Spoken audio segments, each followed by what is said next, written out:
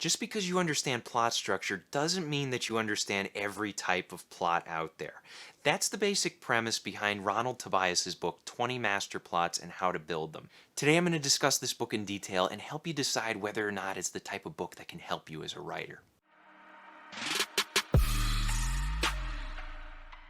What's up guys, my name is Brandon McNulty, I'm a writer and welcome to my writing channel. Today I'm going to talk about 20 master plots and how to build them. And this book has been marinating up on my shelf for about 2 years now. I got it back when it was on sale and I just never found the motivation to get around to reading it because, well, I mean, look at it. It's an older book. It was published back in '93. And I think when it comes to older writing textbooks, it's tempting to think that the content in them is outdated or maybe the newer books have surpassed them. But I think when it comes to 20 master plots, this book it kind of stands on its own and it's unique because it delves into these 20 different plots. So the 20 plots are the obvious selling point of the book, but there's actually a lot of great content in the first 50 pages that kind of works as a primer before you really get into the meat of the book. The first 50 pages talk about things like what plot is and the difference between plot and story and 3-act structure and how to write theme into your story without having it come off as propaganda. And then there's also a great chapter on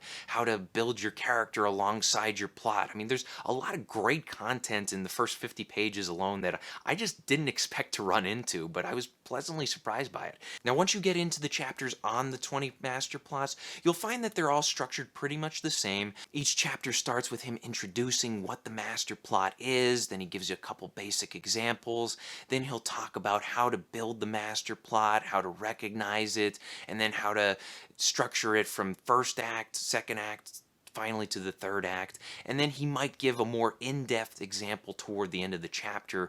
And this is something that, keep in mind, this book was written in 1993, so you're not going to see anything more recent than Godfather 3. And I think, depending on how you feel about Godfather 3, you might be wishing this book was actually written sooner. Now, a lot of these master plots that he talks about are pretty similar. For instance, the first two that he mentions are the quest plot and the adventure plot.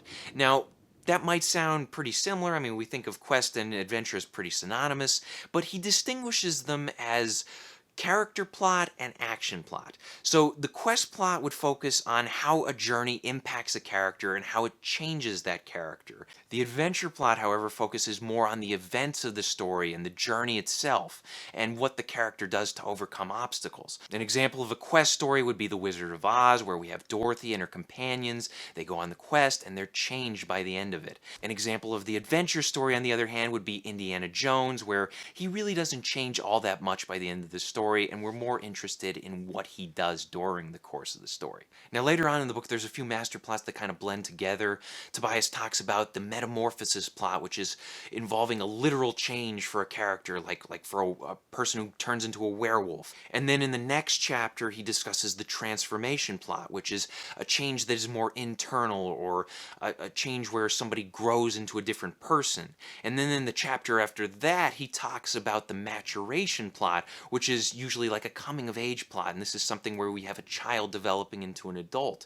And he admits that all three of these are pretty similar, but they have maybe one or two major distinguishing factors in there. Now, while I do appreciate that he does differentiate between them, at times I couldn't help but feel like things were getting a little redundant because I was kind of getting the same plot over and over, just with different examples and with a little tweak here and there as far as the core to that plot. That being said, the only major complaint I have about the entire book is that he doesn't really go into any detail about subplots. Now, in the very last chapter of the book, he does mention subplots. He says that you should pick a master plot for your main plot, and then you can also add some secondary plots, some lesser plots, things like that. But at the same time, I was really wishing that he could have explained how to weave these subplots into your main story and how to pace them out, where they should belong, how to pay them off, all kinds of stuff like that. And none of those questions were answered, so I thought that was kind of the biggest flaw in this entire book. That being said, I think 20 Master Plots is a solid all-around book. One of the key reasons why I picked up the book was because I'm working on a sequel to my novel now, and I wanted the plot to be different from the original story. I didn't want it to feel like deja vu. And as I was reading this book and as I was coming into contact with all these different plots, it helped me generate ideas for a new story, for something that was completely distinguished from the book that I had in the original. And I'm working on a trilogy, so I also got an idea for my third book as well. So if you're in a situation like me where you don't want your next book to sound like your previous book, or you're working on a trilogy, you're working on a series, or just one sequel, if you're in that kind of situation, this is a book that can really help you. Keep that in mind, and if you are interested in picking it up, I'll link it in the description below. Thanks for watching, guys. Be sure to check out my other videos, hit the like and subscribe button for me, and remember to keep on writing.